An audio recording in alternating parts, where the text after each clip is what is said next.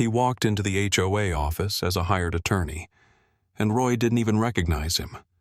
The silver-haired president, who had just called that neighbor unstable, suddenly went pale when the lawyer placed a folder of documents on the table and calmly said, "Roy, that neighbor is me." What he said next made the HOA president's hands tremble and wiped the smile off his face for good. But what happened after that will surprise even those who've seen it all. So let's start from the very beginning. When Tom Bennett, a 42-year-old widower with graying temples and the weary eyes of a former corporate attorney, left New York, he was determined to put it all behind him. The courtrooms, the protocols, and the kind of men who smile while stabbing you in the back. Austin felt like a breath of fresh air. Not the city itself, but its suburbs, especially Greenbrier Hills, a small, well-manicured community with perfect lawns and friendly neighbors, or so he thought. The house was modest but cozy. Tom wanted something simple, to walk Jackson, his aging Labrador, through quiet streets, grow tomatoes in the backyard, and, most importantly, build a neat wooden fence so Jackson wouldn't dive into the neighbors' yards after sausages. He'd reviewed all the paperwork before buying. The HOA bylaws were dry, clear, and didn't mention any fence restrictions. Everything looked clean. Then, on day 3 after the move, with boxes still unpacked, Tom met Roy Dalton for the first time. Roy appeared out of nowhere, as if he knew the exact hour it was most convenient to show up. He wore cream-colored slacks, an open-collar polo, and a scarf, despite the Texas heat. Tanned, fit, with well-groomed gray hair, and the demeanor of someone who knew this neighborhood was his personal kingdom. He reached out to shake Tom's hand, flashing a wide but oddly insincere smile. "Welcome, Tom. Hope you settle in quickly. Around here, we're like family." He took a few steps onto the lawn, glanced at the fence blueprint lying on the garden table, and added, without the smile, "We in Greenbrier Hills like open spaces. Fences, well, they kind of divide. Hope you're not planning on putting one up, huh?" It wasn't a question. It was a warning, laced in faux friendliness. Tom, caught off guard, nodded politely, but something inside him already stirred. This wasn't small talk. The next morning, just as the contractor had dropped off boards and cement, Tom stepped outside and froze. There, in the middle of the lawn, pinned down with a metal stake, was a bright yellow notice with the HOA seal. "Fence construction prohibited. $500 day fine. Greenbrier Hills HOA." He stood there with a coffee mug in hand. The HOA bylaws echoed in his head. He'd read them. Twice. This must be a mistake, he thought. A misunderstanding. Or a joke. But deep down, in that place where his legal instincts once lived and breathed, something stirred. Tom decided not to react impulsively. He wasn't the type to make a scene at the front gate. Not yet. An hour later, he was standing outside Roy's home. Roy, almost as if he'd been expecting the visit, was trimming hedges near the walkway, sipping lemonade on his porch. "Roy," Tom began, keeping his voice steady, "I reviewed the HOA bylaws. There's nothing in there about fences being prohibited. Can you show me where it says that?" Roy's smile vanished the second he put down his glass. His eyes turned cold, and his tone took on a patronizing calm. "Tom, you've got a lot to learn. Not everything important is written down. There are traditions, and I'm here to protect them." It wasn't an answer. It was a sentence. At that moment, Tom realized 2 things. First, this place wasn't ruled by rules. It was ruled by egos, stamped with an HOA letterhead. And second, if he wanted that fence, he'd have to take down a wall first. The one Roy had built around his power. And just like that, the piece of relocation turned into a slow-burn tension. Something in Tom's mind started clicking. Old habits, old instincts. This wouldn't be peaceful. At first, Tom tried to brush it off.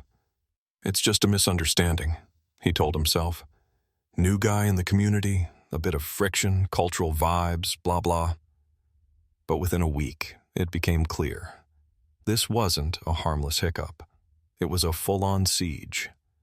The first warning came as an official notice taped to his mailbox. Your trash bin is extended 5 inches beyond the allowable perimeter. Violation 12.1b. Tom chuckled. 5 inches. Who was out there measuring?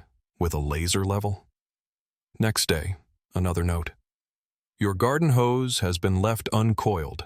Violation 14.3. Front yard visual cleanliness. Day 3.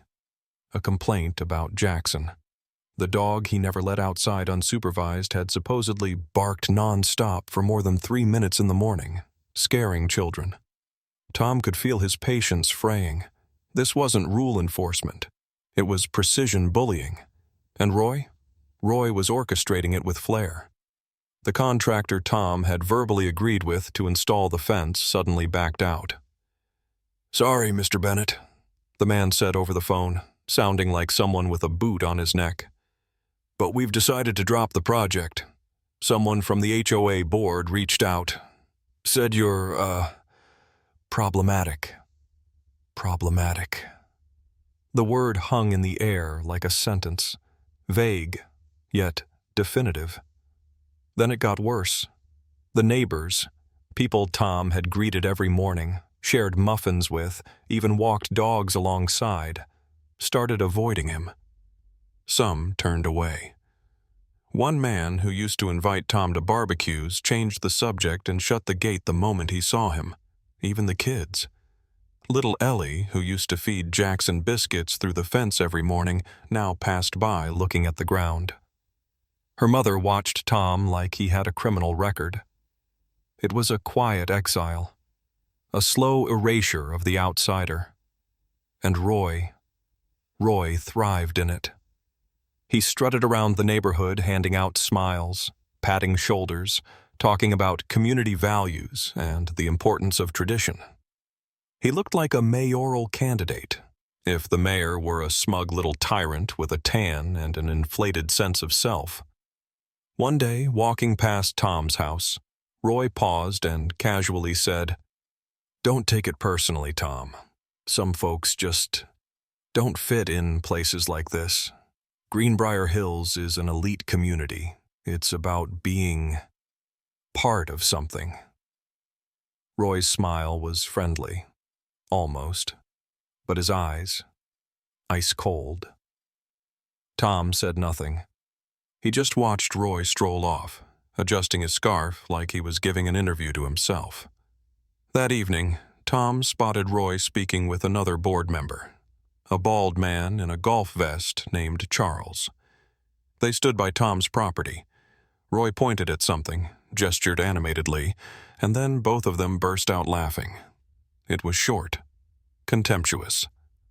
Tom didn't know exactly what they were discussing, but he knew this wasn't just about a fence. It was a power play, a turf war, a test of who had the right to belong. And in that moment, real, thick hatred boiled up inside him. He knew exactly what to do next. Nothing. Not yet. Because men like Roy aren't afraid of yelling. They're afraid of facts, of strategy, of the law they think they're above. And Tom Bennett, who once defended the most powerful clients in New York courtrooms, felt something unexpected. He missed the fight, and he was ready to hold the line. For now, the letter looked like all the others. Same bureaucratic wording, same yellow paper pinned to the front door like an eviction notice. Final warning. Fence construction violates HOA regulations. If not dismantled within 72 hours, the matter will be escalated to Travis County Court. $500 day fine remains in effect. But this time, Tom didn't bother reading it twice. Something clicked inside him. He didn't yell, didn't call Roy, didn't pace around the yard. He simply walked back into the house, shut the door, opened his laptop, pulled up the HOA bylaws, and started typing. slowly, coldly, like a surgeon who knows exactly where to cut to make the wound fatal.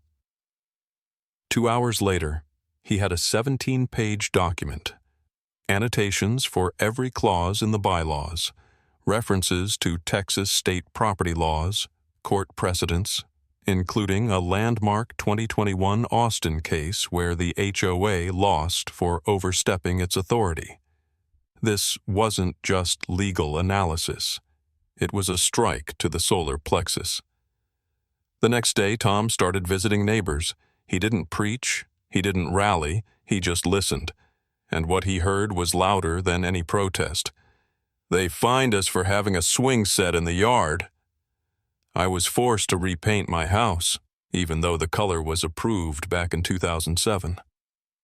They banned feeding stray cats, said it attracted coyotes.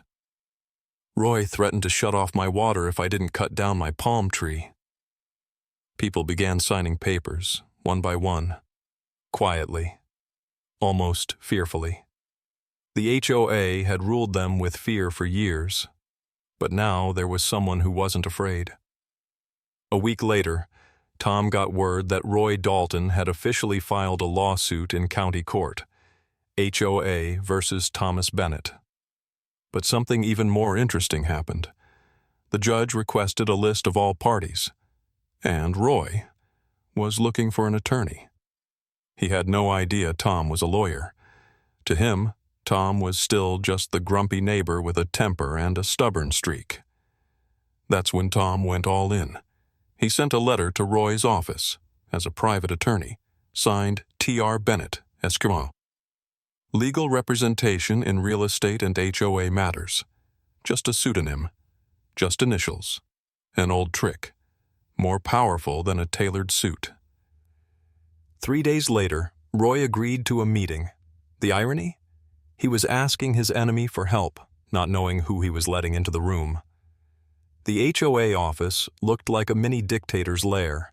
Fake awards on the shelves, photos with a local senator, and a bronze plaque reading President D. Roy.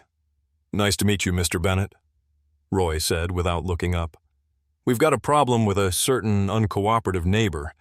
Frankly, he's disrupting the entire community dynamic." He leaned back in his chair, hands folded over his stomach. That's when Tom stood up, opened his folder, and calmly placed it on the desk in front of Roy. "Roy, that neighbor is me." Silence. Even the air conditioner seemed to shut off. Roy looked up. His face went pale. His lips parted slightly. "What?" "I'm Thomas Randolph Bennett, former partner at Whitaker & Cole, Manhattan, specializing in corporate and land disputes. You fined me for a barking dog and an unsightly garden hose. And now you're suing me for building a legal fence on my own property?" Roy tried to interject, but Tom didn't stop. "You overstepped your authority, violated the bylaws, spread misinformation, pressured contractors, and intimidated neighbors. And if you think this all stays within the HOA, you have no idea how loud the word lawsuit rings in county court." Roy turned the color of plaster.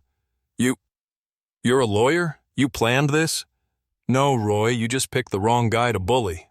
The court hearing lasted only 47 minutes. But for Tom, it was 47 minutes of internal silence. He sat quietly as the judge read the findings. The association violated 3 of its own bylaws. The restrictions placed on Bennett's property were not legally enforceable. The fines were issued without proper notice or process. The actions of HOA President Mr. Dalton constituted overreach and personal harassment. Across the room, Roy sat in a dark suit, pale as a sheet, his eyes full of panic. He was no longer the president. He was a defendant. The judge's gavel came down. "All fines are void. The association is ordered to reimburse the plaintiff for legal expenses. The fence is deemed lawful. Case dismissed." A brief pause followed, quiet but weighty. Then someone in the gallery clapped. Then another. The applause wasn't loud, but it echoed. Not for show, for justice. A week later, Greenbrier Hills held an emergency meeting. Unofficial, but packed. Neighbors who had avoided Tom a month ago now gathered on his lawn, not to complain, to support. Tom stepped out, no tie, no folder, just jeans and a light blue shirt with rolled-up sleeves. His voice was steady but calm. "I didn't want a war," he began, looking them in the eyes. "I just wanted peace, a dog, a fence, a little quiet. But when someone in power thinks they're above the law, they put themselves in the crosshairs." The crowd was silent, not because they disagreed, but because they were listening. And for the first time, they felt protected, not by shouting, by law. Roy Dalton never showed up again. The HOA board appointed a temporary chair. Amendments were made to the bylaws. Some neighbors, especially those fined for shutter colors or overly bright porch furniture, began revisiting their old violations. And the fence, it went up the same day the court ruling came down. A simple, sturdy wooden fence with a small decorative gap near the bottom, just the right height for Jackson to peek through. He now lay there every morning, watching the street and wagging his tail as neighbors passed. One of them, old Mr. Harris, approached Tom at sunset and shook his hand. "Thank you. You stood up for all of us. We were just scared.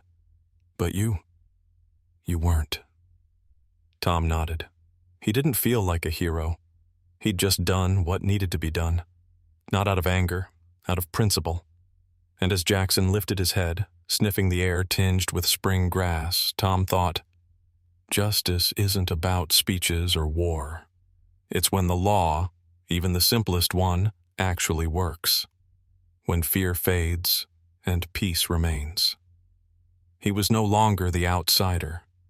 He was the one who reminded them, if you know how to protect others, you have a duty to do it.